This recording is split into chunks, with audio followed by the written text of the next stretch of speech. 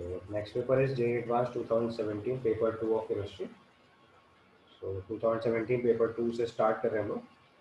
So first question is single option correct questions. Given pure water freezes at 217 degrees Celsius at 1 bar, the addition of 34.5 degree of ethanol at 500 gram of water changes the freezing point of the solution.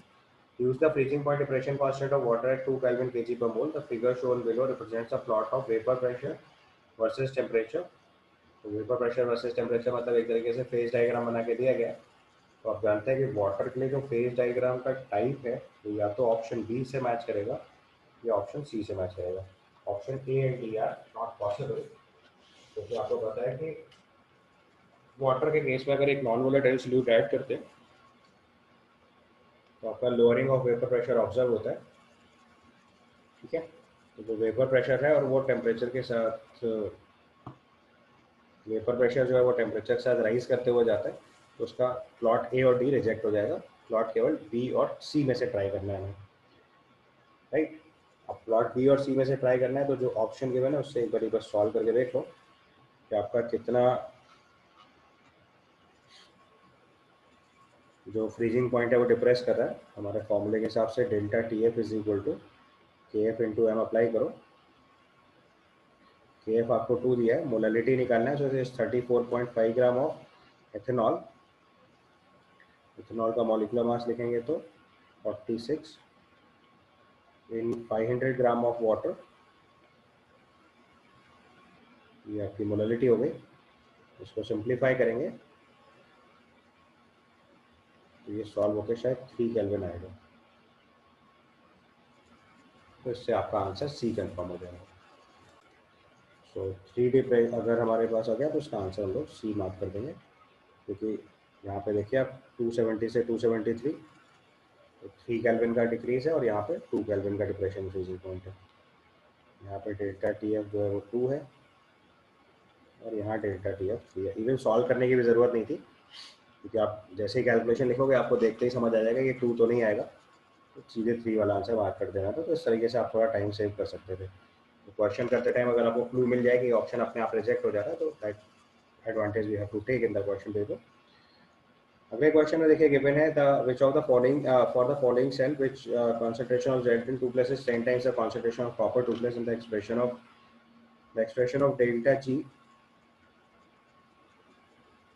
And F दे रखा है, E cell दे रखा है. तो हम लोग expression लिखेंगे तो आ जाएगा E cell equal to E not cell minus 2.303 RT by 2F log of Zn2+ upon copper 2+. Question में गिवन है Zn2+ जो है वो 10 टाइम्स ऑफ कॉपर 2+ है, तो log 10 बन जाएगा. तो log 10 is 1 और E नॉट सेल अपने को दे रखा है 1.1 वोल्ट. और डेल्टा जी का एक्सप्रेशन लिखना है तो delta G equal to minus N F E cell होता है हमारे लिए. Delta G equal to minus N F E cell. पूरी इक्वेशन है माइनस एन एफ से मल्टीप्लाई कर दो तो ये delta G is equal to minus N F E not cell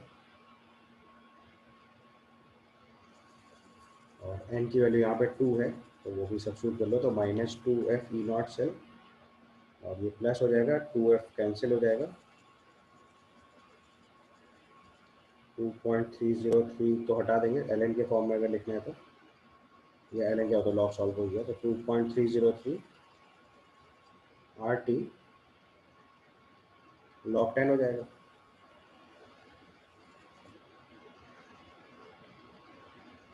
This is minus 2F into E naught cell is 1.1 plus 2.303 RT. ठीक है, बस इसको 2 से मल्टीप्लाई कर दो तो ये आपका सीधे सीधे आंसर बी बन जाएगा. तो डेल्टा जी की वैल्यू आ जाएगी 2.303 RT माइनस 2.2F. तो ऑप्शंस के बेसिस पे इसका आंसर जो हो जाएगा बी हो जाएगा. Then question number 21. 21 में given the standard state gives free energies of formation of carbon graphite and carbon diamond are given to you. The standard state means that the pressure should be 1 bar and the substance should be at the given temperature. The conversion of graphite to diamond reduces the volume 2 into 10 to the power minus 6 If carbon graphite is converted to carbon diamond isothermally at T equal to 298 Kelvin, the pressure at which the graphite is in equilibrium with carbon diamond. तो देखो हमें पता है कि जो gives free energy का variation है, that we can write Dg is equal to VdP minus SdT. यहाँ पे आपको देखो क्वेश्चन में टेम्परेचर कांस्टेंट गिवन है, तो उसकी वजह से हम लोग उसको Dg is equal to VdP लिख सकते हैं, या इसी को D delta G by dP is equal to delta V report कर सकते हैं. ठीक है, अब डी डेल्टा जी लिखेंगे तो it is delta G formation of diamond minus graphite लिखो, तो उसमें पूछा हुआ है the pressure at which carbon graphite is in equilibrium with carbon diamond. Carbon graphite is in equilibrium with carbon diamond, तो हम लोग यहाँ पे डेल्टा जी की जगह अगर लिखेंगे तो it becomes carbon diamond minus carbon graphite, यानी 2 point carbon diamond minus carbon graphite, ये चेंज हो गया divided by pressure change, so it is P2 minus P1. Initial pressure देखो आपको दे रखा है 1 बार. ठीक है, तो 1 बार को अगर हम SI स्केल में कन्वर्ट करेंगे तो 10 to the power 5 न्यूटन पर मीटर स्क्वायर हो गया, और वॉल्यूम चेंज दे रखा है अपने को 2 × 10 to the power -6 metre cube, और कार्बन डाइऑक्साइड दे रखा है 2.9 किलो जूल, तो 2.9 × 10 to the power 3 divided by P2 minus 10 to the power 5 is equal to 2 × 10 to the power -6. यहाँ से P2 सॉल्व करके लाना है आपको, तो P2 की वैल्यू आ जाएगी 2.9 by 2 × 10 to the power 9 plus 10 to the power 5 बार. ये आपका फाइनल आंसर होगा, इसको सॉल्व करके लिखिए. ऑप्शन में देखो अपने पास जो वैल्यू दे रखी है उसी के बेसिस पे लिखेंगे हम लोग उसको, उससे बार लिखते पास्कल बनेगा ये करने का क्वेश्चन. जिसमें पास्कल SI में आएगा, बार में कन्वर्ट करेंगे तो 10 पावर 5 कॉमन कर दो, ये वैल्यू हो जाएगी 29000 by 2 plus 1 into 10 to the power 5 pascal. इसको अगर रिपोर्ट करेंगे तो दिस बिकम्स 14500 plus 1 बार, और 14501 बार अपना आंसर हो जाएगा. तो ऑप्शन देख के अगर लिखोगे तो ये आंसर हो जाएगा आपके. ठीक है, स्टैंडर्ड क्वेश्चन. सर ये प्रेशर अपने आप बढ़ेगा क्या? हाँ बेटा. ये जो then to the next question given, which of the following combination will produce hydrogen gas. तो सबसे पहले iron metal with concentrated HNO3. आपको देखो याद होना चाहिए HNO3 के साथ केवल 2 ही मेटल हाइड्रोजन गैस बनाते हैं. एक मेटल होता है मैग्नीज और एक होता है मैग्नीशियम, वो भी डाइल्यूट HNO3 के साथ, कॉन्सेंट्रेटेड के साथ वो भी नहीं होता. तो HNO3 का केस बहुत इंपॉर्टेंट होता है. Only magnesium and manganese produces hydrogen from dilute HNO3. बाकी कोई भी मेटल HNO3 से हाइड्रोजन लिबरेट नहीं कराता. ये बात मैंने आपको स्पेसिफिकली इलेक्ट्रोकेमिस्ट्री में बताई थी और पी ब्लॉक में चीज़ रिपीट करी थी, क्योंकि नॉर्मली जब हम इलेक्ट्रोकेमिस्ट्री में इलेक्ट्रोकेमिकल सीरीज पढ़ते हैं तो वहाँ सीधे सीधे रूल पढ़ लेते हैं. तो जिन मेटल से इलेक्ट्रो पोटेंशियल नेगेटिव होते हैं वो सब एसिड से हाइड्रोजन डिस्प्लेस करते हैं. वहाँ पे एसिड का मतलब डाइल्यूट HCl या H2SO4 होता है. HNO3 के लिए वो रूल अप्लाई नहीं करते हैं, क्योंकि HNO3 की ऑक्सीडाइजिंग पावर होती है, सो वी अवॉइड दैट. उसके बाद लास्ट ऑप्शन डी में जहाँ लिखा है गोल्ड मेटल NaCN से रिएक्शन कर रहा है एयर की प्रेजेंस में, ये मेटलर्जिकल ऑपरेशन है, यहाँ पे भी हाइड्रोजन इवॉल्व नहीं होती.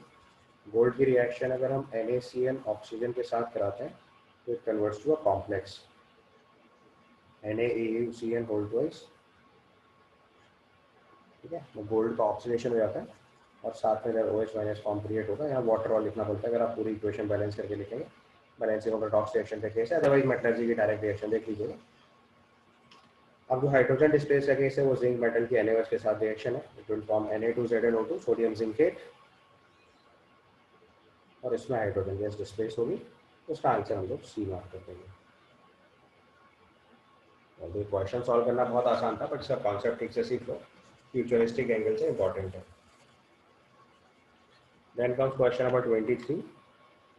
23 में क्या है ना, the correct the order of oxidation state of phosphorus atom from H3PO2 H3PO4 H3PO3 and H4P2O6. अब देखो यहाँ पे आपको इस क्वेश्चन का आंसर लिखना तो बहुत आसान है, but what you have to visualize is कि देखो अभी सिंगल ऑप्शन करेक्ट क्वेश्चन में एक क्वेश्चन देखो थर्मोडायनेमिक्स का है जिसका वेटेज इस क्वेश्चन के वेटेज के बराबर मान के चल रही है IIT. So now you can understand that how much it is important to leave a question. अगर आप किसी एक गंदे सवाल में फंस गए और ऐसे आसान सवाल छूट गए तो ये बहुत भारी पड़ जाता है। आपको क्वेश्चन पेपर सॉल्व करते टाइम सिर्फ आंसर्स पर फोकस नहीं करना है, फोकस ऑन द फिनोमिनन कि मार्क्स कैसे ज़्यादा लाने हैं। अब देखो अगर किसी का क्वेश्चन नंबर 23 छूट जाए बिकॉज ऑफ दिस कि उसने 21 में बहुत सारा टाइम लगा के अपनी पूरी थर्मोडायनेमिक्स का ज्ञान लगा दिया, तो उसका लॉस हो गया जे एडवांस के पेपर। तो जे एडवांस के पेपर में एक बहुत इंपॉर्टेंट बात होती है कि आपको क्वेश्चन छोड़ना कौन सा है। यानी कि क्वेश्चन नंबर 21 का अगर आपको डायरेक्ट फॉर्मूला क्लिक करा जैसे मैंने करा था तो ठीक है, नहीं क्लिक करा तो दैट वाज द क्वेश्चन जिसको आपको छोड़ना चाहिए था और पहले पेपर पूरा अटेम्प्ट करना चाहिए था। लास्ट में जाके क्वेश्चन नंबर 21 ट्राई कर लेते हैं अगर टाइम बचता तो, otherwise that was the question जो छोड़ देना चाहिए। बिकॉज अब क्वेश्चन नंबर 23 देखो नॉर्मली रेडॉक्स का बहुत फोबिया रहता है, बट इस क्वेश्चन में कुछ बचा ही नहीं, केवल ऑक्सीजन स्टेट पूछी गई जो हमें सीधे सीधे याद होती है, हम सॉल्व भी नहीं करेंगे। ये +1, ये +5, ये +3 और ये +4। तो increasing order of oxygen state लिखना है तो S3PO4 हाईएस्ट हो जाएगा। S3PO4 के बाद नेक्स्ट वन इज S4P2O6, तो उसका आंसर हो जाएगा सी हो जाना। तो कुछ भी नहीं करना है, सिंपल ऑक्सीजन स्टेट लिख दिया मैंने, आंसर इसका सी हो जाएगा। तो इतना कम टाइम लगा के सवाल सॉल्व होना है और एक कितना ज़्यादा टाइम लगा के सवाल सॉल्व करना है, प्लस कॉन्सेप्चुअल टेक्निकलिटी तो उसमें थी। अगर आपको कॉन्सेप्ट पूरा पता था तब भी सॉल्विंग में भी टाइम लगना था। तो ऐसे क्वेश्चंस को नॉर्मली पहले अवॉइड किया जाता है। ठीक है, so this is the strategy जो आपको पहले सीखनी है। Then question number 24 if you will see, इसमें देखो हमारे पास NH2 ग्रुप है और OH ग्रुप है। इसके NaN2HCl से रिएक्शन करा रहे हैं और बाद में एक्वस NaOH ऐड कर रहे हैं। तो अगर आप NaNO2HCl से रिएक्शन कराएंगे तो पहले डायजोनियम सॉल्ट बनेगा और फिनॉल एक्टिवेटेड बेंजीन है, तो उसकी पैरा पोजीशन पे दोबारा अटैक पॉसिबल है, इलेक्ट्रोफिलिक एरोमेटिक सब्स्टिट्यूशन।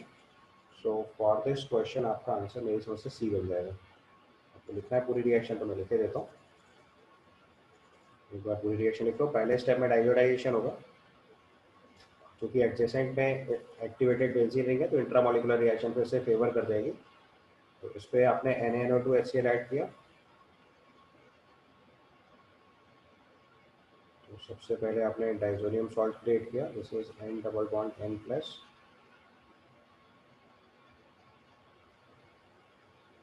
और फिनॉल की पैरा पोजीशन एक्टिवेटेड है तो वहाँ से EAS पॉसिबल है, इलेक्ट्रोफिलिक एरोमेटिक सब्स्टिट्यूशन, और EAS वर्कआउट करेंगे तो उसका आंसर सी हो जाएगा।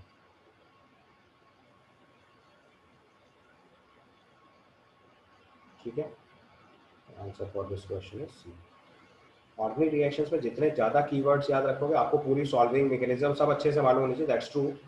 बट आपके एडवांस के पेपर में आपका एम है टू स्कोर हाई। तो स्कोर हाई मतलब कीवर्ड्स पे चलना है, बिकॉज आपको अपना टाइम सेव करना है। पूरी मैकेनिज्म लिख के आपने कंप्लीट रिएक्शन फॉलो भी करी तो उसका आपको कोई एडवांटेज नहीं होगा, बिकॉज आपका टाइम चला गया। सो माय रिकमेंडेशन इज कि ऑर्गेनिक रिएक्शंस के लिए कीवर्ड्स दिमाग में एकदम सेट करके चलना है, बिकॉज आपका एम है ज़्यादा स्कोर करना।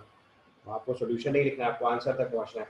जैसे आपको NaN2HCl दिखा, डाइजोडाइजेशन, डाइजोडाइजेशन के बाद देखो next step electrophilic aromatic substitution. और आपको मैंने पिछली बार देखो बताया भी था कि जो डाइजोडाइजेशन रिएक्शन दोबारा वर्कआउट करती है उसके लिए एक्वस NaOH फेवर करता है, स्लाइटली अल्कलाइन मीडियम फेवर करता है। वो फेवर करने के लिए एक्वस NaOH लिखा हुआ है ताकि ये जो अगला वाला स्टेप EAS है वो फेवर कर जाए। ठीक है, चलो इसके बाद नेक्स्ट स्टेप पे चलेंगे। Given the order of basicity among the following compounds is, ये भी देखो एक इंपॉर्टेंट क्वेश्चन है, आपको डायरेक्टली क्लिक करना चाहिए। इसमें देखो सबसे पहले आपको गॉडनाइन याद आना चाहिए। अगर ये याद आ जाएगा तो आप बहुत आसानी से पिक कर लोगे सवाल को। तो उसमें आपको देखो सबसे पहले कंपाउंड नंबर 4 जो है वो देखते ही पता चल जाना चाहिए, ये मोस्ट बेसिक है, क्योंकि इसके आइडेंटिकल रेजोनेटिंग स्ट्रक्चर फॉर्म बनते हैं इसके कॉन्जुगेट एसिड अगर लिख लें हम तो। स्टैंडर्ड सवाल है, थोड़ा सा डिज़ाइन पलट के लिख दिया गया इसलिए हो सकता है आपको पहचानने में दिक्कत हो, अदरवाइज ऐसे केस पहले तुरंत क्लिक करने चाहिए बेसिक स्टैंड पर। तो देखो ये नाइट्रोजन के लोन पेयर अगर इसके साथ रेजोनेंस में ट्रांसफर किया तो जो sp नाइट्रोजन दिख रही, sp2 नाइट्रोजन दिख रही थी वही यहाँ पे मोस्ट बेसिक हो जाएगी। ये आपको NH2+ बनेगा और फिर ये NH2+ इस नाइट्रोजन के साथ कॉन्टिन्यूस रेजोनेंस में रहेगा आइडेंटिकल फॉर्मेट में। तो उसकी वजह से नाइट्रोजन पे माइनस चार्ज ऑलमोस्ट परमानेंट हो जाता है और इसकी बेसिक स्ट्रेंथ हाईएस्ट हो जाती है। ठीक है, बेसिक स्ट्रेंथ इसकी हाईएस्ट हो जाती है। यहाँ तक क्लियर? बस एक बार आपको पता चल गया 4 हाईएस्ट है, अब आपको केवल 1 और 2 कंपेयर करना रह गया। वहाँ पे भी सेम लॉजिक आप अप्लाई कर सकते हो। यहाँ नाइट्रोजन का लोन पेयर देखो इसके साथ रेजोनेंस में जाएगा तो कार्बन पे माइनस चार्ज आएगा, सॉरी नाइट्रोजन पे माइनस चार्ज आएगा। And at the same time option number 2 में भी ये चीज़ चेक करोगे तो ये चीज़ देखो यहाँ पे भी वैसे ही आ रही है, बट CH3 के प्लस आई कैरेक्टर की वजह से बेसिक स्ट्रेंथ इंक्रीज कर जाएगी क्योंकि माइनस चार्ज की अनस्टेबिलिटी बढ़ेगी, तो बेसिक स्ट्रेंथ हायर काउंट करेंगे। तो जो ऑर्डर ऑफ बेसिक स्ट्रेंथ बनेगा दैट विल बी 4, उसके बाद 1, 1 के बाद 2 और 2 के बाद 3। 3 का बेसिक स्ट्रेंथ का लॉजिक आपको समझ आ गया होगा क्योंकि यहाँ पे जो नाइट्रोजन का लोन पेयर है वो एरोमेटिक कैरेक्टर में इन्वॉल्व हो जाएगा, तो उसकी बेसिक स्ट्रेंथ बहुत कम आ जानी है। तो ऐसे भी कर सकते थे, आपके पास हाईएस्ट और लोवेस्ट चेक कर लेते तो भी काम बन जाना था, तो आंसर 4 एंड 3 से डिसाइड हो जाता। अदरवाइज पूरा लिखना है तो मैंने कंप्लीट केस बताया। फोर्थ में क्वार्टाइन का केस है, आइडेंटिकल रेजोनेंस बनते हैं कॉन्जुगेट एसिड के, तो मोस्ट बेसिक नाइट्रोजन के ऊपर माइनस चार्ज आ रहा है। 1 और 2 में भी रेजोनेंस डालेंगे तो एक नाइट्रोजन के ऊपर पॉजिटिव चार्ज आएगा, दूसरे नाइट्रोजन पे माइनस चार्ज बन जाएगा, तो कॉन्जुगेट करने की कैपेसिटी हायर हो जाएगी। CH3 का प्लस आई कैरेक्टर लगने की वजह से एसिडिक स्ट्रेंथ और काउंट बेसिक स्ट्रेंथ और हायर काउंट कर लेंगे, तो 25th का आंसर हो जाएगा दैट इज 4, 1, 2 एंड 3। अगर थोड़ा भी कंफ्यूजन आएगा तो 3 ऑप्शन आपको सपोर्ट करेगा क्योंकि थर्ड ऑप्शन में लीस्ट बेसिक आना ही है, क्योंकि लोन पेयर ऑफ नाइट्रोजन जो है वो एरोमेटिक कैरेक्टर में इन्वॉल्व है। और उसके बाद जो दूसरी नाइट्रोजन है वो sp2 नाइट्रोजन हो जाएगी, तो उससे लोन पेयर डोनेट करने की टेंडेंसी कम हो जाएगी। तो फेवरेट 3 लीस्ट और 4 हाईएस्ट आपको डायरेक्ट समझ आएगा। 1 और 2 में अगर आप थोड़ा कंफ्यूज भी होंगे तो भी ऑप्शन के बेसिस पर आप आंसर निकाल ले जाओगे। अदरवाइज अभी मैंने आपको कंप्लीट लॉजिक बता दिया कैसे सॉल्व करना था। तो 25th का आंसर, या कई बार ऐसा होता भी है कि क्वेश्चन ही ऐसा होता है कि वो आप लॉजिक नहीं सेट कर पाओगे, वो कंफ्यूजन में ही छोड़ेंगे, बट वो आपको ऑप्शन की हेल्प से सॉल्व करते बन जाएगा। ये ऑब्जेक्टिव क्वेश्चन का एडवांटेज होता है, तो उसको उस एडवांटेज को उठाते हुए सॉल्व करना है। Is that okay? So move to the next question. It's given that the correct statement about the surface properties is R. Adsorption is accompanied by the decrease of enthalpy and decrease of entropy of the system. Correct है? आपका जो adsorption process होता है उसका delta H negative होना चाहिए, और delta H negative होता है, तो that means it is correct option for adsorption.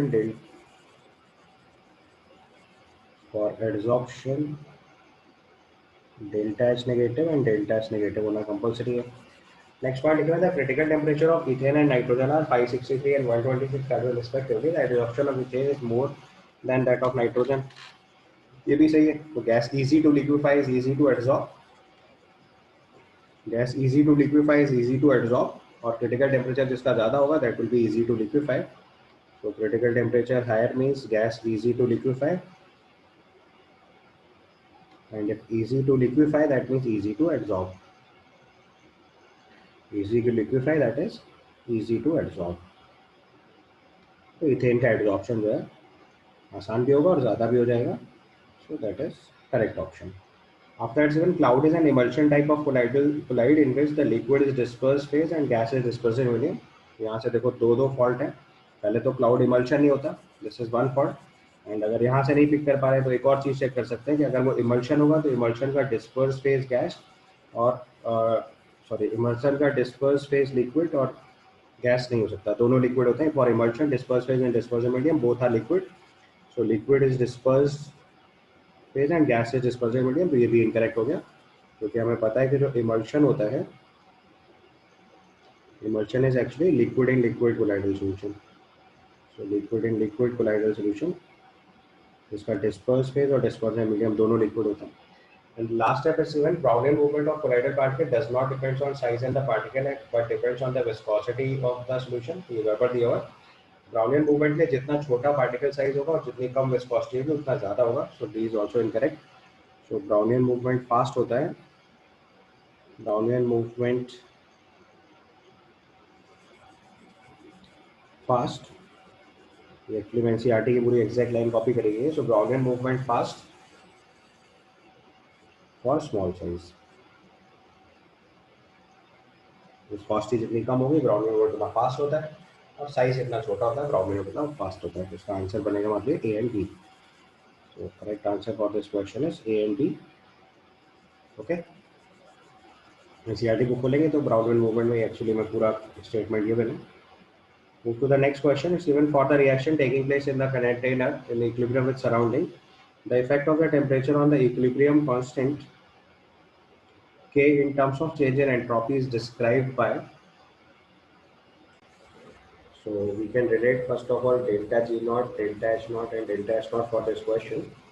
तो सबसे पहले पैरामीटर में अगर इक्विलिब्रियम कांस्टेंट से लिखेंगे तो it is ln of k1 by k2 is equal to minus delta H naught upon R into 1 upon T1 minus 1 upon T2. आप आसानी से बता सकते हो for endothermic reaction we increase the temperature equilibrium constant यहाँ पे increase करेगा. Explanation कैसे वो भी थोड़ी और बताता हूँ. तो इक्विलिब्रियम 2 की वैल्यू इक्विलिब्रियम 1 से ज़्यादा आएगी. And for exothermic reaction if you check तो टेम्परेचर इंक्रीज करने से इक्विलिब्रियम कांस्टेंट डिक्रीज कर जाएगा. आई होप पहले ये पैरामीटर सबको समझ आ रहा है. स्टैंडर्ड रिजल्ट है. लॉजिक क्या है कि अगर T2 की वैल्यू T1 से ज़्यादा होगी तो 1 अपॉन T2 की वैल्यू 1 अपॉन T1 से कम हो जाएगी. तो जो 1 upon T1 minus 1 upon T2 ये पॉजिटिव हो गया. एंडोथर्मिक रिएक्शन में डेल्टा एच नॉट पॉजिटिव है तो पूरी वैल्यू नेगेटिव हो गई. लॉग की वैल्यू नेगेटिव आ रही है मतलब रेशियो लेस देन 1 हो जाएगा. तो इसका मतलब सर्टेनली इक्विलिब्रियम कांस्टेंट 2 जो है 1 से बड़ा हो गया. और अगर एक्सोथर्मिक रिएक्शन होगी तो डेल्टा एच नॉट का वैल्यू नेगेटिव हो जाएगा. तो राइट हैंड साइड पूरी पॉजिटिव आ जाएगी. राइट हैंड साइड अगर पॉजिटिव होगी तो सर्टेनली एन की वैल्यू जो है वो ग्रेटर देन 1 आनी चाहिए. तो K2 की वैल्यू K1 से कम आएगी. तो ये चीज़ तो डायरेक्ट एक्सप्लेनेशन में लिख सकते हैं. आप अगर दूसरा रिलेशन लिखें delta G naught equal to delta H naught minus T delta H naught, और डेल्टा जी नॉट की जगह हम लोग minus R T L N of K equilibrium लिखते हैं. ये delta H naught minus T delta H naught आ जाएगा. माइनस आर टी से डिवाइड कर दो. ये आपका इक्विलिब्रियम कांस्टेंट का रिलेशन हो गया. Equilibrium constant is delta H not upon minus delta H not upon R T plus delta H not by R. But question में देखो उसमें अगर डेल्टा सिस्टम से रिलेट करना होगा तो will related like this. But in the question you can see it's related with the surrounding. ध्यान से देखो उसमें favourable change in entropy of the surrounding के बारे में पूछ रहा है.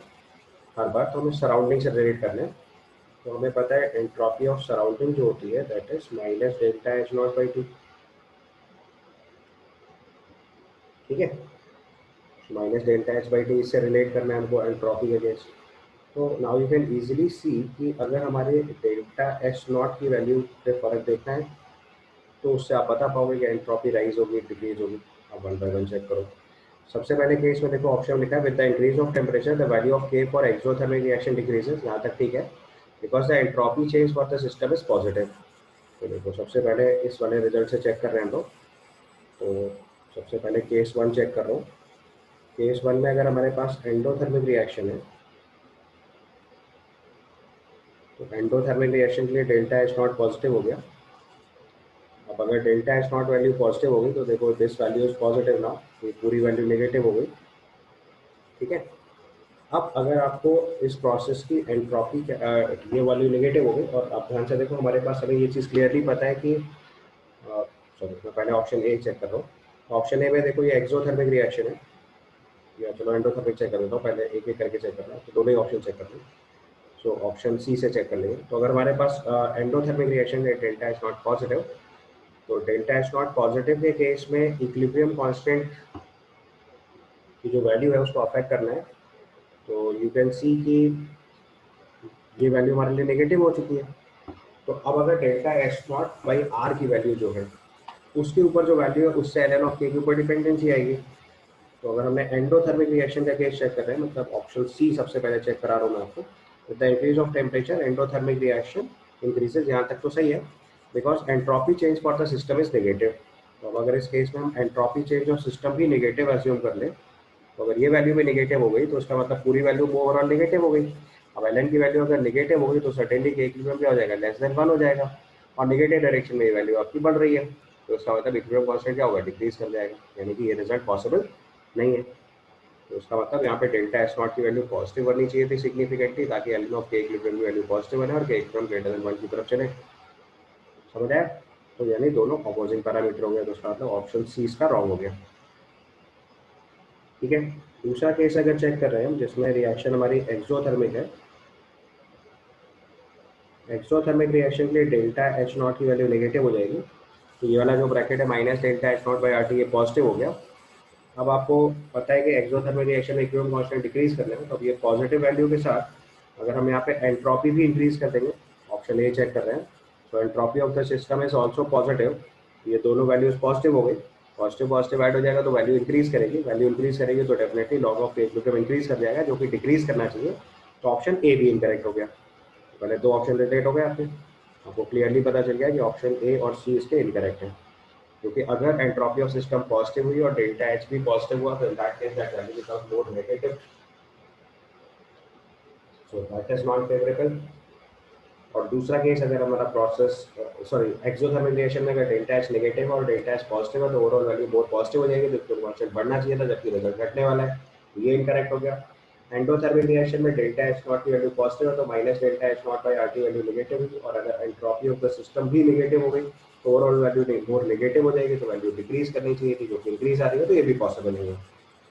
अब दो केस बचे, तो बी ऑप्शन में देखो, with the increase of temperature the value of के फॉर एंडोथर्मिक रिएक्शन इंक्रीजेस, यहाँ तक तो सही है, because unfavourable change in entropy for the surrounding decreases. तो देखो हमने एंट्रोपी ऑफ सराउंडिंग क्या लिख रखा है, delta H not by R, तो अगर हम इसको दो केस में लिखें, for endothermic reaction delta H naught अगर पॉजिटिव है एंडोथर्मिक रिएक्शन, तो डेल्टा एच नॉट की वैल्यू जो होगी वो नेगेटिव आ जाएगी, और फॉर एक्सोथर्मिक रिएक्शन अगर डेल्टा एच नॉट की वैल्यू नेगेटिव है तो डेल्टा एच नॉट की वैल्यू पॉजिटिव आ जाएगी।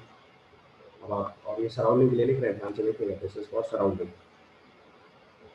तो आप सराउंडिंग की एंट्रोपी पहले केस में देखो, जब हमारी एंडोथर्मिक रिएक्शन है तो एंट्रोपी ऑफ सराउंडिंग जो है वो नेगेटिव जा रही है, यानी कि चेंज कैसा है, अनफेवरेबल, तो unfavourable change of entropy decreases, तो unfavourable change of entropy decrease कर जाएगा हमारे लिए, यानी वैल्यू कम नेगेटिव आएगी, तो इक्विलिब्रियम कांस्टेंट की वैल्यू अपने आप हायर हो जाएगी, बिकॉज इक्विलिब्रियम कांस्टेंट का रिलेशन आपको याद है, तो देखो इस समय minus delta H not by R, ठीक है, तो नेगेटिव वैल्यू जितनी कम होगी मतलब इक्वेशन को फेवर करेगी, इक्विलिब्रियम कांस्टेंट इंक्रीज करेगा।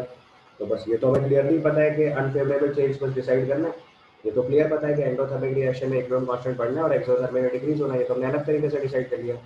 सो के फॉर एंडोथर्मिक रिएक्शन इंक्रीजेस, यहाँ तक की बात तो पहले से क्लियर है कि सही लिखा हुआ है। अब एंट्रोपी का चेंज हमने चेक कर लिया, तो entropy of surrounding endothermic reaction में नेगेटिव आ रहा है, तो अनफेवरेबल चेंज है वो, और डिक्रीज ही करेगी सराउंडिंग की एंट्रोपी, ठीक है। दूसरा केस हमने चेक करा ऑप्शन 4, उसमें लिखा है increase of temperature, increase of temperature के केस में एक्सोथर्मिक रिएक्शन में इक्विलिब्रियम कांस्टेंट डिक्रीज करेगा, तो ये स्टेटमेंट एकदम सही है। बट अब एंट्रोपी ऑफ सराउंडिंग जो है वो फेवरेबल चेंज आ रहा है, क्योंकि देखो डेल्टा एच नॉट पॉजिटिव बन रहा है, तो ये फेवरेबल चेंज है, और ये भी डिक्रीज ही करेगा, तभी एंट्रोपी फैक्टर फेवर करेगा, क्योंकि इंक्रीज डिक्रीज के केस हम लोगों ने ऑलरेडी चेक कर लिया।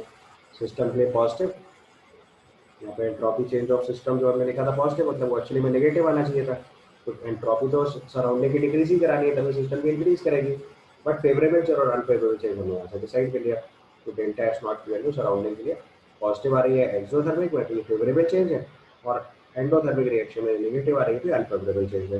तो एंडोथर्मिक रिएक्शन के लिए एंट्रोपी ऑफ सराउंडिंग जो है वो अनफेवरेबल चेंज होगा, और एक्सोथर्मिक रिएक्शन में एंट्रोपी ऑफ सराउंडिंग जो है वो फेवरेबल चेंज होगा, और डिक्रीज दोनों ही करने चाहिए, तभी रिएक्शन की फिजिबिलिटी में इक्विलिब्रियम कांस्टेंट राइज करेगा। दोनों को डिक्रीज करने चाहिए वो आपको समझ में आ रहा है, बिकॉज डेल्टा सराउंडिंग जो है minus delta H not by T है, ये वैल्यू जितनी कम होती चली जाएगी रिएक्शन की फिजिबिलिटी उतनी हायर होती चली जाएगी, या बेटर टू से delta H not by T में या डेल्टा एच नॉट जगह लिखे तो minus T delta H surrounding है, तो डेल्टा एच नॉट वैल्यू जितनी हायर करते जाएंगे आप उतना इक्विलिब्रियम कांस्टेंट की वैल्यू बढ़ेगी, समझ आ गई बात। तो डेल्टा एच नॉट बढ़ाएंगे मतलब delta H surrounding value decrease करेगी, तो एंट्रोपी ऑफ सराउंडिंग तो डिक्रीज ही करानी है, तो क्लियर है, क्योंकि जो इक्विलिब्रियम कांस्टेंट है वो delta H not by R के ऊपर डिपेंडेंट है, या better to say minus delta H not by R के ऊपर डिपेंडेंट है, तो हमारी सराउंडिंग ऑफ एंट्रोपी जो है वो डिक्रीज कराएंगे, नेगेटिव वैल्यू जितनी कम करोगे इक्विलिब्रियम कांस्टेंट उतना इंक्रीज करेगा। सो दैट इज क्लियर कि एंट्रोपी ऑफ सराउंडिंग डिक्रीज से ही इक्विलिब्रियम कांस्टेंट बढ़ना है घटना है। अब चेंज फेवरेबल है कि अनफेवरेबल है वो मैंने डिसाइड करा दिया, अगर एंडोथर्मिक रिएक्शन होगी तो चेंज अनफेवरेबल है, एक्सोथर्मिक रिएक्शन में तो चेंज फेवरेबल है, तो इसके बेसिस पे इसका आंसर अगर हम लोग लिखेंगे तो that must be B and D, तो इसका करेक्ट आंसर हो जाएगा B and D. Is that clear? So moving to the next question, ये क्लियर हो गया ना, पहले बहुत अच्छा क्वेश्चन है, this is one of the finest question of this paper, so for this answer will be B and D. Now to the next question. It's given in a bimolecular reaction, the steric factor P for experimentally determined to be 4.5. The correct option among the following. पहले case में लिखा है activation of energy is unaffected by the value of steric factor, ये एकदम सही है क्योंकि activation energy का स्टेरिक फैक्टर से कोई रिलेशन नहीं होता। अगर हम रेट का एक्सप्रेशन लिखते हैं तो it becomes P into Z A B into E raise power minus E A by R T, ये फैक्टर अप्लाई किया है एक्चुअली में। तो जो एक्टिवेशन एनर्जी का फैक्टर है वो ये रेगुलेट कर रहा है और ये आपका स्टेरिक फैक्टर है। तो दो इंडिपेंडेंट टर्म होते हैं, स्टेरिक फैक्टर ओरिएंटेशन बैरियर को रेगुलेट करता है और एक्टिवेशन एनर्जी जो है वो एनर्जी बैरियर को रेगुलेट करती है। तो they are two independent factors. तो उसमें लिखा है activation energy reaction is unaffected by the value of steric factor, correct. अगले केस में लिखा है experimentally determined value of the frequency factor is higher than the predicted by the Arrhenius equation, ये भी ठीक है क्योंकि आरएनएस इक्वेशन जो है जनरल ट्रीटमेंट है और ये हमारा बाई मॉलिक्यूलर कोलिजन्स की रिएक्शन है। तो दो मॉलिक्यूल से प्रॉपर ओरिएंटेशन में कोलाइड करने की प्रोबेबिलिटी हमेशा ज़्यादा रहेगी एज कम्पेयर टू द 2, 3, 4, 5 सारे केस अगर कंसीडर करोगे तो उनका जो एवरेज फैक्टर बनेगा वो that will be certainly less than the bimolecular collision. So experimentally determined value of frequency factor is higher than the predicted by the Arrhenius equation. ये आपका करेक्ट हो गया। तो experimentally determined value of frequency factor is higher than predicted by the Arrhenius equation is correct. तो ये क्योंकि logic बताया बाइमोलिकुलर collision में दो मॉलिक्यूल्स के प्रॉपर ओरिएंटेशन में कोलाइड करने का जो फैक्टर बनेगा या जो प्रोबेबिलिटी होगी हमेशा ज़्यादा होगी 2, 3, 4, 5, 6 के एवरेज से, ठीक है। So experimentally determined value of frequency factor is higher than predicted by the Arrhenius equation, correct हो गया। अगले केस में लिखा है since P is equal to 4.5 the reaction will be proceed unless an effective catalyst is used. तो आपको पहले option से क्लियर है कि P का कैटलिस्ट से कोई रिलेशन नहीं होता क्योंकि catalyst affects activation energy, catalyst affects activation energy और एक्टिवेशन एनर्जी से स्टेरिक फैक्टर पे कोई फर्क नहीं पड़ता। तो इसलिए एक चीज़ क्लियर है कि ऑप्शन सी इनकरेक्ट हो गया। लास्ट में लिखा है value of frequency factor predicted by Arrhenius equation is higher than that determined experimentally, ये इनकरेक्ट हो गया क्योंकि बी करेक्ट है, इसका एग्जैक्ट स्टेटमेंट है। तो इसका आंसर लिखेंगे 28 का, तो it becomes A and B. Is that okay? Then to the next question, it's given the following about the correct statement about with respect to the nucleophilic substitution reaction is R। आपको इसमें nucleophilic substitution का possibility check करनी है। तो हम जानते हैं कि SN1 रिएक्शन में कार्बोकेटाइन स्टेबिलिटी चेक करनी होती है और SN2 रिएक्शन के लिए इंटरेस्ट फैक्टर चेक किया जाता है। तो पहले ऑप्शन में लिखा हुआ है 1 and 3 फॉलोज SN1 मैकेनिज्म, बिल्कुल सही है बिकॉज 1 में भी कार्बोकेटाइन स्टेबिलिटी ठीक ठाक आ जाएगी और 3 में भी कार्बोकेटाइन स्टेबिलिटी ठीक आ जाएगी। यहाँ पे भी बेंजीन की वजह से रेजोनेंस स्टेबलाइज हो जाएगा, यहाँ रेजोनेंस भी आएगा और 3 हाइपर कॉन्जुगेशन भी बनेंगे। तो सॉरी 1 and 3 भी होगा। तो 3 वाले केस में देखो ये टर्शरी कार्बोकेटाइन बनेगा, this is also quite stable carbocation. तो SN1 के लिए स्टेबिलिटी ऑफ कार्बोकेटाइन इंपॉर्टेंट है। तो हमारे पास ये वाला कार्बोकेटाइन भी स्टेबल बनेगा रेजोनेंस की वजह से और ये वाला कार्बोकेटाइन भी स्टेबल बन रहा है बिकॉज 3 डिग्री है।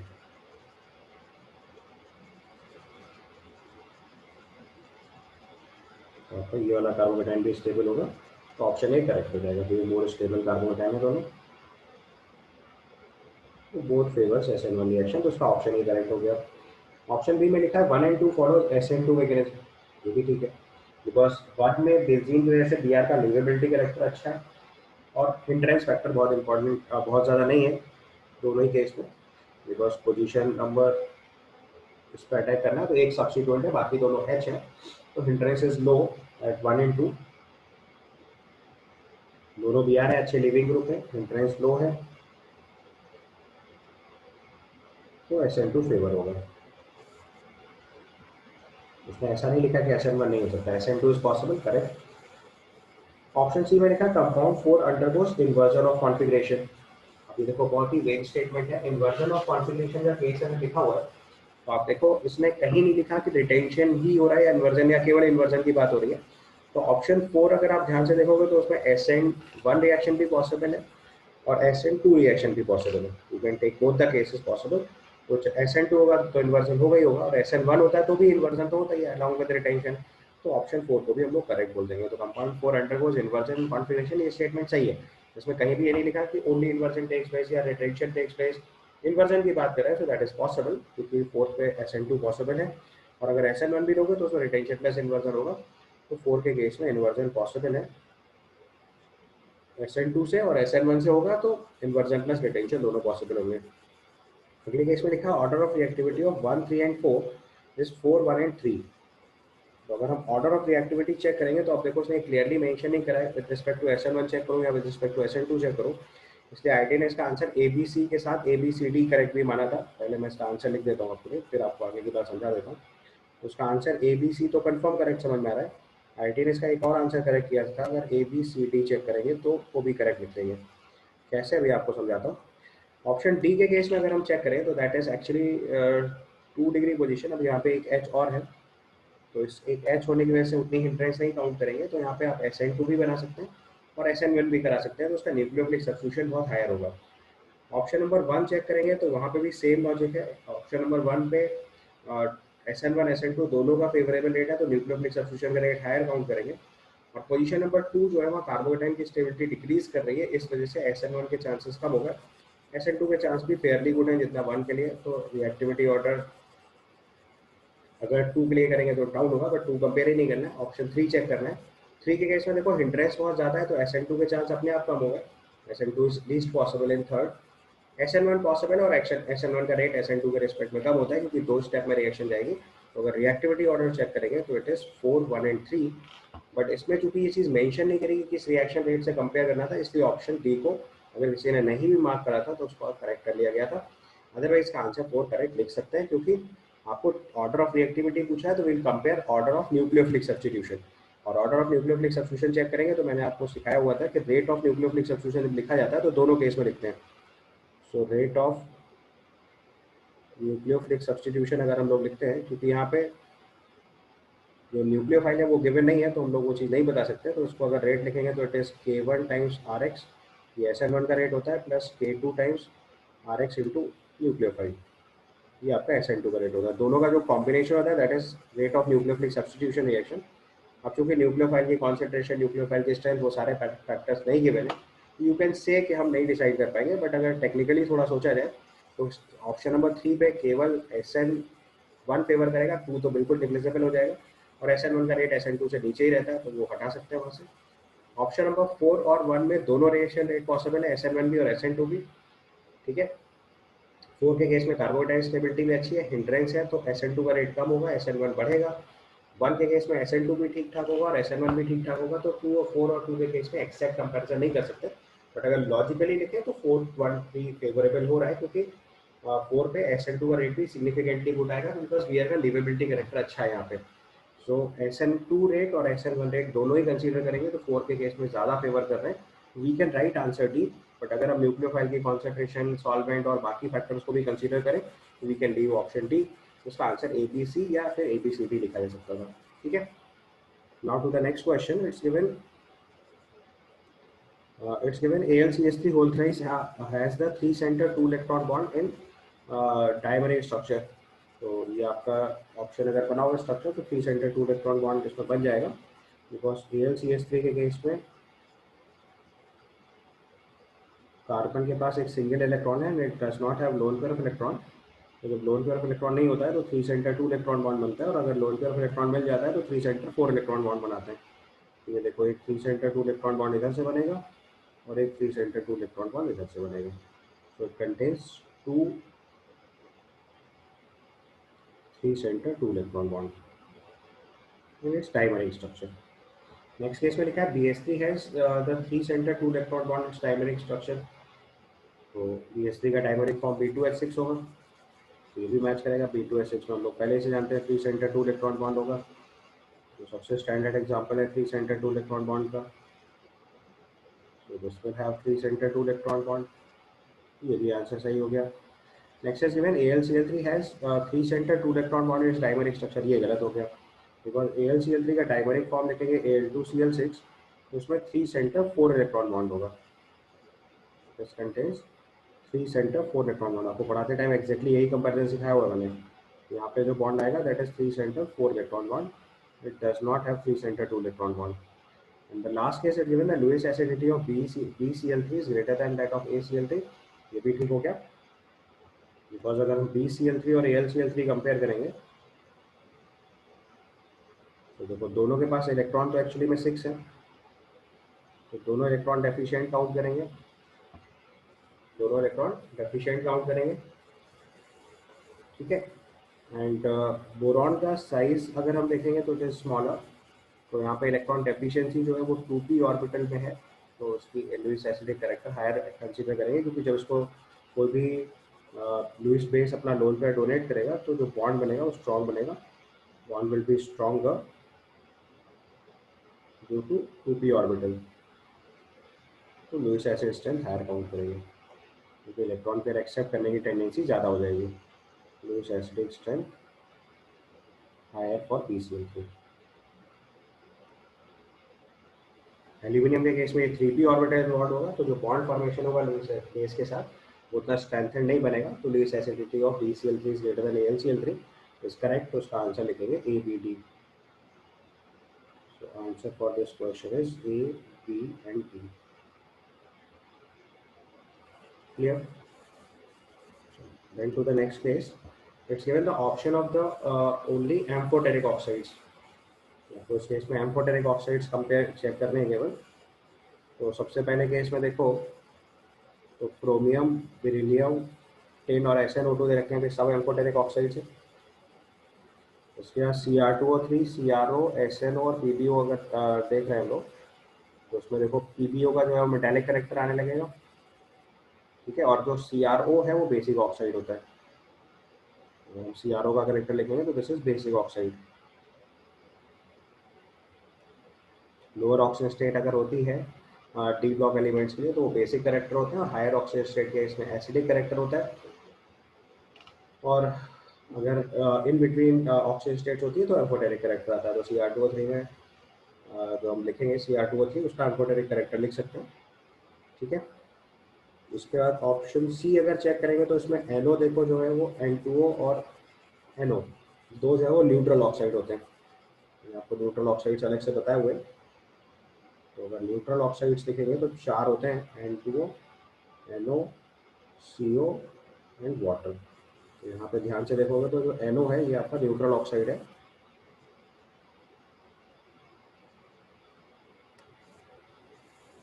ठीक है। और B2O3 को भी हम लोग एसिडिक ऑक्साइड की कैटेगरी में डाल सकते हैं। PbO और SnO2 में जो PbO का एग्जाम्पल है that can be considered as amphoteric oxide. इसका डी ऑप्शन चेक करेंगे तो इसमें जिंक ऑक्साइड, Al2O3, PbO और PbO2 ये सब आपके एम्फोटेरिक ऑक्साइड्स हैं, इसमें कोई प्रॉब्लम नहीं है, तो इसका आंसर ALD हो जाएगा। और ध्यान से देख लो जो जो मैच नहीं कर रहे थे बस वो मैंने लिख दिया, तो इसका आंसर AND हो गया। तो Cr2 अगर ध्यान से देखो तो Cr2O3, PeO, SnO, SnO2, PbO, PbO2 ये सब हमारे एम्फोटेरिक ऑक्साइड्स हैं। तो जो मैच नहीं कर रहे थे वो मैंने बता दिया आपको। ऑप्शन बी क्यों नहीं मार्क करा, क्योंकि इसमें CrO जो है वो बेसिक ऑक्साइड की तरह ट्रीट करेंगे, और ऑप्शन सी क्यों नहीं मार्क करा, क्योंकि इसमें जो NO है उसको हम लोग न्यूट्रल ऑक्साइड की तरह ट्रीट करेंगे, ठीक है। B2O3 be a little confusing, but उसमें NO लिखने की वजह से कंफ्यूजन खत्म हो गया। B2O3 को हम लोग नॉर्मली एसिडिक ऑक्साइड की तरह ट्रीट करते हैं, तो इसको इस लिस्ट से हटा सकते थे। बाकी तो क्लियरली आपको पता है कि एम्फोटेरिक ऑक्साइड्स है। तो बस एक ही कंफ्यूजिंग केस है, अगर वो भी लिखना है तो लिखो, इसको हम लोग एसिडिक कैटेगरी में लिखते हैं normally, this is considered as acidic oxide, ठीक है। तो इसके हिसाब से बी और डी और सी ऑप्शन नहीं लिख सकते थे, ए और डी में सारे ऑक्साइड जितने भी लिखे हैं सब एम्फोटेरिक है, उसका आंसर हो जाएगा AND। Clear? Is that okay? Now to question number 32. It's given compound P and R and upon ozonolysis produces Q and S respectively. The molecular formula of Q and S are given. Q undergoes Cannizzaro reaction but not haloform reaction, and S undergoes haloform reaction but not Cannizzaro reaction. तो देखो इससे clearly समझ में आ रहा है कि Q के case में हमें ऐसा कंपाउंड लेना है जिसके पास अल्फा H ना हो और CH3CO ग्रुप ना हो, और S के केस में ऐसा ग्रुप लेना है जो CH3CSO ग्रुप क्रिएट करे। तो Q और S के बारे में आपको इन्फॉर्मेशन गिवन है। तो कंपाउंड जो अपने पास मॉलिक्यूलर फॉर्मूला दे रखा है Q और S का, दैट इज C8H8O। तो केवल फॉर्मूले में देखो 8 कार्बन है हमारे पास और एक बेंजीन रिंग देखो सारे स्ट्रक्चर्स में दिख रही है, तो पॉसिबल फॉर्म क्रिएट करनी है। तो एक एक करके स्ट्रक्चर चेक करते हैं। सबसे पहले बस फटाफट स्ट्रक्चर चेक करते जाना है। तो स्ट्रक्चर ए आपसे पूछा पी एंड आर, तो सबके ozonolysis product, so that is the only possibility. तो अगर इसका ओजोलिसिस प्रोडक्ट लिखेंगे तो आपको फटाफट पता चल जाएगा कौन सा कंपाउंड बनना है। तो ऑप्शन ए के लिए अगर ओजोलिसिस प्रोडक्ट लिख रहे हैं हम लोग, तो this will form this CH3 and this is CHO। ये कैनेजारो देगा और हेलो फॉर्म नहीं देगा, करेक्ट है। दूसरे केस में अगर इसका प्रोडक्ट लिखेंगे तो this comes out to be C double bond CH3, ये हेलो फॉर्म देगा और कैनेजारो नहीं देगा, तो इसका मतलब ये आंसर हो गया। Option B if you try, same procedure से सबके ओजोलिसिस प्रोडक्ट कितने जाओ उस तरफ। Option B if you try, तो इसका ऑप्शन बना हमारे पास, इसका ओजोलिसिस प्रोडक्ट लिखेंगे तो आएगा CHO प्लस CH3CHO और इसकी मेटा पोजीशन पे CH3, ये ओजोलिसिस प्रोडक्ट हुआ। और दूसरा फॉर्म अगर लिखेंगे इसका, तो दूसरा प्रोडक्ट बनेगा C6H5 C double bond O CH3 plus CH3CO CH3। ध्यान रखना है कि आपका जो फॉर्म Q और R है उसका फॉर्मूला गिवन है, देखो क्वेश्चन में। सो फॉर्मूला इज C8H8O, तो आपको बेंजीन वाला कंपाउंड ही चेक करना है।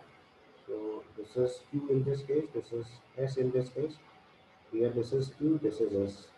देखो Q वाला कंपाउंड कैनेजारो देगा, हेलो फॉर्म नहीं देगा, S जो है वो हेलो फॉर्म देगा, कैनेजारो नहीं देगा। उसका बी आंसर भी करेक्ट हो गया। उसके बाद ऑप्शन सी देखो तो उल्टा करके लिखा बी का, तो सी हो ही नहीं सकता। जो क्वेश्चन नंबर सी है उसमें देखो पहले वाला बी का सेकंड ऑप्शन, सी का फर्स्ट कंपाउंड लिखो, so that cannot be an answer। And option D अगर हम चेक कर रहे हैं,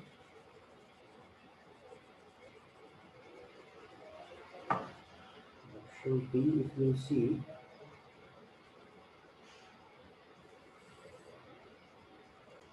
सो ऑप्शन डी के केस में देखो फर्स्ट वाला कंपाउंड तो ए वाले से मैच कर रहा है, बट सेकंड वाले केस के लिए अगर आप प्रोडक्ट लिखोगे तो उसकी ओजोलिसिस कराने पर जो हमारे पास प्रोडक्ट आएगा that will B C double bond CH3।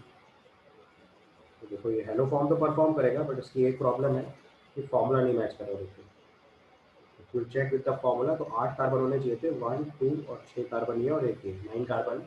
So formula is not, it's formula is not C8H8O। I think question में देखो फॉर्मूला दिया C8H8O, ये फॉर्मूला ही नहीं मैच कर रहा है, तो ये आंसर नहीं हो सकता है। तो डी भी मार्क नहीं करेंगे, तो उसका आंसर लिखेंगे ए एंड बी। देखो बड़ा ही ट्रिकी क्वेश्चन था। ऑप्शन डी के केस में हमें लग रहा था कि ओजोनिस कैनेजारा और हेलोफॉर्म वाले केस मैच कर रहे थे, बट फॉर्मूला नहीं मैच कर रहा था। ये भी ध्यान देना था, ऑप्शन डी इसका आंसर नहीं लिखेंगे, तो इसका आंसर केवल ए एंड बी होगा। ठीक है, now to the paragraph based question. In paragraph questions given upon heating KClO3 in presence of catalytic amount of MnO2, a gas W is formed. Excess of amount W reacts with white phosphorus to give X. On reaction with X with pure HNO3 gives Y and Z. आपको अलग अलग compound लिखने हैं। हमने सबसे पहले reaction लिखना शुरू करो। तो उसने बोला हुआ KClO3 in presence of catalytic amount of MnO2 अगर हीट कर रहे हैं, तो KClO3 को अगर हम हीट करते हैं, it will form KCl and oxygen। ठीक है, उसका लिखा है excess amount of W reacts with white phosphorus gives X and reaction of X with pure HNO3 gives Y and Z। Excess of pure HNO3 reaction of X with pure HNO3 gives Y and Z। ये आपको check करना है। तो यहाँ से हमें देखो पता चल रहा है कि जो W है हमारे लिए वो ऑक्सीजन हो गया। ठीक है, फर्स्ट कंपाउंड क्लियर हो गया। तो उसको हीट करेंगे तो 2KClO3 से 2KClO3O2 बनेगा, ये आपका W हो गया। इसमें MnO2 का कैटालिटिक अमाउंट है, ये सिर्फ रिएक्शन को फेवर कराने के लिए। उसके बाद excess amount of W react with white phosphorus, तो P4 की रिएक्शन अगर ऑक्सीजन से कराएंगे तो इट विल फॉर्म P4O10। तो 5 ऑक्सीजन लेके एक्सेस में हमने लिया हुआ है, तो it will form P4O10। Light amount देंगे तो P4O6 फॉर्म हो सकता है। सो ये आपका हो गया X। और लास्ट में उसका बोला हुआ है X की रिएक्शन प्योर HNO3 से कराओ। P4O10 अगर हम HNO3 से रिएक्ट कराएंगे, so P4O10 acts as an dehydrating agent for HNO3, तो इसमें से वाटर एब्जॉर्ब करा लेंगे। ठीक है, तो अगले पार्ट में देखो उसने पूछा और Y and Z for you. So Y and Z अगर लिखेंगे तो वाटर एब्जॉर्ब करेंगे अगर P4O10 से HPO3 में, तो ये बनेगा HPO3 और HNO3 में वाटर रिमूव हो जाएगा तो N2O5। ये इसका एनहाइड्राइड है। तो ध्यान से देख लो, तो this is anhydride of HNO3, ठीक है। और ये हमारा डिहाइड्रेटिंग एजेंट की तरह काम कर रहा है। ऑल्दो HNO3 ऑक्सीडाइजिंग एजेंट भी होता है, but P4O10 already highest oxygen state में है, तो उसका फर्दर ऑक्सीडेशन तो पॉसिबल ही नहीं था, तो P4O10 का डिहाइड्रेटिंग फंक्शन है ये। तो पहले क्वेश्चन को अगर हम लोग चेक करें तो उसमें W और X पूछा हुआ है, तो इसके हिसाब से इसका आंसर हो गया C, ऑक्सीजन एंड P4O10। और बाकी ऑप्शन उसमें पूछा हुआ है Y एंड Z फॉर्म हो रहा है, तो Y and Z are these one. ध्यान से देखो तो अगले क्वेश्चन में ये चीज़ पूछी गई है। तो Y एंड Z के लिए क्वेश्चन पूछा, what are Y and Z respectively, तो Y एंड Z हम लोग यहाँ पे HPO3 एंड P4 N2O5 लिखेंगे। तो HPO3 एंड N2O5 अगर मार्क करेंगे तो उसके बेसिस पे इसका आंसर बनेगा B। अभी इसमें अगर आप ध्यान से देखो तो H3PO4 भी ऑप्शन हो सकता है, बट ऑप्शन में H3PO4 है ही नहीं, क्योंकि जो पहला ऑप्शन दिया उसमें N2O3 दिया है। N2O3 is anhydride of HNO2, तो इसका आंसर ए नहीं हो सकता। यहाँ पे HPO3 जगह H3PO4 भी ले सकते हो, depending upon the water availability होता है। So N2O3 is anhydride of HNO2, तो इसका मतलब इसका आंसर ए नहीं हो सकता। ऑल्दो ऑप्शन बी में अगर N2O5 प्लस H3PO4 गिवन होता तो ये भी आंसर हो सकता था, बट वो ऑप्शन में नहीं है, इसलिए परेशानी नहीं है, इसका आंसर बी मार्क करेंगे, ठीक है। Then to the next question, it's given the reaction of compound P with CH3MgBr in excess of C2H5O followed by addition of water gives Q. The compound Q on treatment with H2SO4 at 0 degrees Celsius gives R. The reaction of R with CH3COCl in presence of anhydrous ClCl3 and CH3Cl2 followed by treatment with water produces S. ET in the compound is ethyl group. तो आपको देखो पूरी reaction sequence दे रखी है, इससे आपको S decide करना है। तो जैसा जैसा दिया गया है क्वेश्चन में वैसे वैसे हम करते जाते हैं फटाफट, और फाइनली आंसर तक पहुँचेंगे, क्योंकि जैसा क्वेश्चन में गिवन है वही वही फॉलो करते चलना है आपको। I am trying to write the reaction for you. सबसे पहले देखो ये हमारा स्टार्टिंग कंपाउंड है, इसकी रिएक्शन उसने CH3MgBr एक्सेस से कराई हुई है। तो सबसे पहले हमने CH3MgBr एक्सेस में दिया, तो आपको पता है Grignard agent will attack on CH3COET group, यहाँ पे न्यूक्लियोफिलिक अटैक होगा इस पर, और 2 बार होगा, इसीलिए एक्सेस दिया हुआ। तो जब 2 बार इस पर अटैक करा देंगे तो ये CH3 होल प्राइस तो अपना पोजीशन मेंटेन रखेगा, इसमें कोई फर्क नहीं पड़ रहा। इधर वाली साइड पे जो कार्बन है दैट इज एक्चुअली COOET था, तो पहली बार में OET लीव करेगा, अगली बार में एक और OH लीव करेगा, तो यहाँ पे 2 CH3 ग्रुप आके लग जाएंगे। ये चीज़ समझ गया, एक बार मैं दोबारा लिखूँ। पहले स्टेप में एक बार CH3 का अटैक होगा तो ये COCH3 बनेगा, फिर एक और बार अटैक होगा तो ये CH3OH तक पहुँच जाएगा। तो पहले स्टेप में लिखा है this followed by addition of water, तो वो हमने पूरा स्टेप एक ही बार में फॉलो कर दिया। तो ये आपकी रिएक्शन होने के बाद Q बना है, तो ये हमारा कंपाउंड हो गया Q। समझ आ गया Q पहले। Q के बाद उसने लिखा हुआ है कि ये कंपाउंड की ऑन ट्रीटमेंट है H2SO4 एट 0 डिग्री सेल्सियस, तो उसकी रिएक्शन H2SO4 0 डिग्री सेल्सियस से करा रहे हैं। इसका मतलब जो OH2 प्लस बनेगा कार्बोकेटाइन बनेगा, और कार्बोकेटाइन का इस बेंजीन के ऊपर अटैक हो जाना है इलेक्ट्रोफिलिक एरोमेटिक सब्स्टिट्यूशन। एलिमिनेशन करा के एल्कीन नहीं बनाना है, ये यहाँ से क्लू है, क्योंकि टेम्परेचर लो लिया गया। तो will go for electrophilic aromatic substitution, और इलेक्ट्रोफिलिक एरोमेटिक सब्स्टिट्यूशन की अगर पोजीशन डिसाइड करनी है तो that will be decided by this group, ठीक है। तो इसकी ये ग्रुप जो है हमारे लिए ऑर्थो पैरा डायरेक्टिंग की तरह काम करेगा, तो उसकी ऑर्थो पोजीशन ये दोनों है, और पैरा पोजीशन तो उसकी ऑलरेडी ब्लॉक है, ठीक है। तो अगर उस पोजीशन से ध्यान से देखोगे तो ये इसकी पॉसिबल अटैक है ही नहीं, तो अब चूँकि साइकिलाइजेशन होना है तो पॉसिबल रिंग जो भी बन सकती है वही बनाएंगे, तो इसका मतलब इसका पॉसिबल अटैक जो है वो इनमें से किसी एक पोजीशन पे करा देंगे, ठीक है। स्टार्ट ओके, क्योंकि आप रिएक्टेंट पे ध्यान से देख लो बस, तो आपको चीज़ समझ आ जाएगी। तो यहाँ पहले सबसे पहले कार्बोकेटाइन बनेगा, मैं रिएक्शन लिख रहा हूँ आपके लिए। तो it will form carbocation first, और फिर इलेक्ट्रोफिलिक एरोमेटिक सब्स्टिट्यूशन होगा, साइक्लाइजेशन को प्रेफरेंस देंगे। So this is the group CH3 whole thrice, और यहाँ से this one this one this one, और ये 3 डिग्री कार्बोकेटाइन बन रहा है पहले से, इट इज क्वाइट स्टेबल। तो उसका बेंजीन के ऊपर अटैक हो जाएगा, तो इलेक्ट्रोफिलिक एरोमेटिक सब्स्टिट्यूशन से ये 5 नंबर के रिंग कनेक्ट हो जाएंगे यहाँ पे,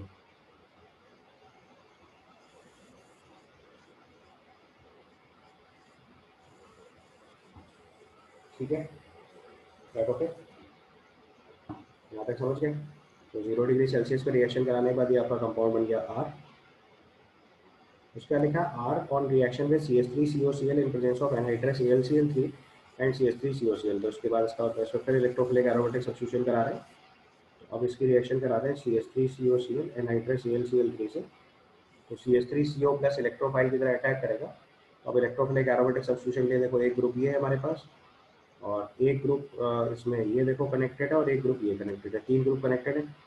तीनों ग्रुप में देखो इसके पास कोई अल्फा एच नहीं है, इसके पास भी कोई अल्फा एच नहीं है, केवल ये वाला ग्रुप है जिसके पास 2 अल्फा एच है। तो ये हाइपर कॉन्जुगेशन शो करेगा, मतलब सबसे ज़्यादा एक्टिवेटिंग ग्रुप यही हुआ। तो इसके रिस्पेक्ट में ऑर्थो या पैरा पोजिशन पे ग्रुप कनेक्ट करेंगे। पैरा पोजिशन ऑलरेडी ब्लॉक्ड है तो इसके रिस्पेक्ट में ऑर्थो पोजिशन पे CO ग्रुप प्लेस करा देंगे। ठीक है, तो उसकी ऑर्थो पोजिशन अगर ग्रुप के लिए मार्क करेंगे तो this will be the position. ये COCH3 ग्रुप यहाँ पे ऐड हो जाएगा। ये आपका CCH3 होल थ्राइस है और ये आपका रश निकालेंगे। This will be the product. तो CH3COCl से रिएक्शन कराने का in presence of NaCl followed by treatment with water produces S। तो ये आपका फाइनली कंपाउंड S बन जा रहा है। ठीक है, अब जरा ऑप्शन चेक कर लो, आपको S चेक करना है। तो ऑप्शंस के हिसाब से देखो हमारी 5 नंबर रिंग है, पैरा पोजीशन पे COCH3 लगा हुआ है। तो इसके बेसिस पे देखो इसका आंसर जो मैच कर रहा है वो A से मैच कर रहा है, तो उसका आंसर हम लोग A मार्क कर देंगे। ठीक है, जैसा ऐसा लिखा वैसे वैसे फॉलो करता जाना था। इलेक्ट्रोफिलिक एरोमेटिक सब्स्टिट्यूशन से रूल फॉलो कर लेते हैं। तो उसमें प्रोडक्ट S पूछा है, product S will be A। समझ गए, कोई कंफ्यूजन नहीं। हाइपर कॉन्जुगेशन को प्रेफरेंस देनी थी इंडक्टिव इफेक्ट की वजह से, क्योंकि इसमें 3 ग्रुप थे, एक ये वाला ग्रुप करना था, एक ये ग्रुप करना था और एक ये ग्रुप करना था। 2 ग्रुप के पास अल्फा एच, 2 ग्रुप के पास हाइपर कॉन्जुगेशन की पॉसिबिलिटी नहीं थी, there inductive effect is there. तीसरे ग्रुप का हाइपर कॉन्जुगेशन काम कर रहा था, इसलिए हमने उसके बेसिस पे डायरेक्टिव इफेक्ट फॉलो करते हुए COCH3 ग्रुप को उसके ऑर्थो पोजीशन में प्लेस कर दिया, जो कि पैरा ब्लॉक था। अगले पार्ट में पूछा था reaction Q to R and R to S R। अब देखो Q to R अगर हम जा रहे थे, this was our R। Q से R का स्टेप जो है that is electrophilic aromatic substitution. यहाँ से देखिए अगर हम Q से R वाला स्टेप अगर हम फॉलो करते हैं तो दिस इज फ्रीडेल-क्राफ्ट एल्काइलेशन, क्योंकि आपने कार्बोकेटाइन बनाया और बेंजीन के ऊपर अटैक कराया, तो दिस इज फ्रीडेल-क्राफ्ट एल्काइलेशन। और दूसरा वाला स्टेप फॉलो करेंगे तो उसमें देखो R से S में गए तो दैट इज फ्रीडेल-क्राफ्ट एसाइलेशन। तो this is Friedel-craft alkylation and acylation. तो उसके बेसिस पे इसका आंसर लिख देंगे D।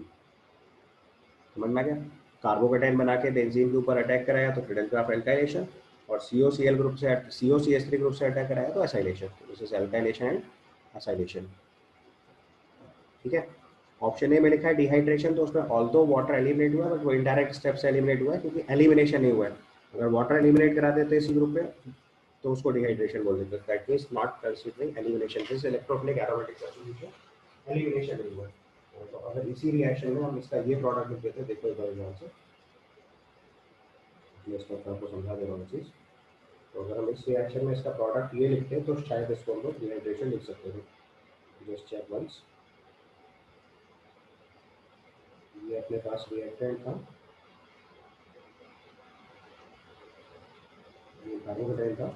तो अगर हम इसको एलिमिनेट करके ये वाला प्रोडक्ट लिख देते तो उसे डिहाइड्रेशन बोल देते, क्योंकि इस रिएक्शन में जो हमने H+ पहले दिया इलेक्ट्रोफिलिक एरोमेटिक सब्स्टिट्यूशन फॉलो किया, अगर ये प्रोडक्ट लिखते तो ये एक्चुअली में डिहाइड्रेशन हो जाता, क्योंकि जो आपने H+ दिया वो CH3 मॉलिक्यूल से वापस निकाल दिया, तो डिहाइड्रेशन, उसी एलिमिनेशन ऑफ।